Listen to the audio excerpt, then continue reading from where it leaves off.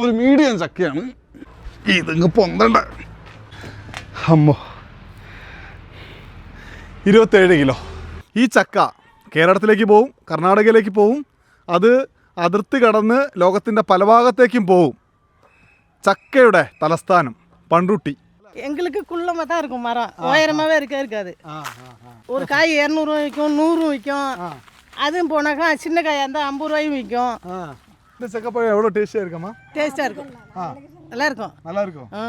எங்களுக்கு மாதம் மாதம் எங்களுக்கு 1000 ரூபா லோன் கட்டுறதுக்கு கொடுக்குறாரு. யாரு? கலைஞர் மோகன் ஸ்டாலின். ஆமாம், லோன் கட்ட கொடுக்குறாரு. ஏன்டா ஆயிடுச்சா, அது எங்களுக்கு முக்கியமான உதவுத்து. அது எங்களுக்கெல்லாம் கஷ்டப்படுறாங்களா, எங்களுக்கெல்லாம் கொஞ்சம் உதவியாக இருக்காங்க. ஆமாம், அவங்க ஏதோ ஹெல்ப் பண்ணுறாங்க. அதனால் இந்த வாட்டியும் வேறு வாய்ப்பு இருக்குது. தெரியல, நான் அதெல்லாம் சொல்ல முடியாது. கண்டிப்பாக அவர் தான் வருவார். விஜய்க்கு ஓட்டு கடுமையானு கேட்குறேன். கொஞ்சம் கஷ்டமாக தான் இருக்கும். கஷ்டமாக இருக்கும். அதனால எதனாலும் புதுசாக வர்றாரு இல்லை, அதனால தான். அவர் எதுவும் மக்களுக்காக இந்த கொரோனா டைமில் ஒன்றும் செய்யலை, எதுவுமே பண்ணலை. திடீர்னு வந்து ஓட்டு போன யார் முதலமைச்சர் எப்படி ஆகும்? ചക്ക കച്ചവടം പണ്രുട്ടിയിൽ സജീവമാണ്. മറുഭാഗത്ത് തിരഞ്ഞെടുപ്പ് പ്രചാരണവും അടിപൊളിയായി നടക്കുന്നു. നമുക്ക് യാത്ര തുടരാം.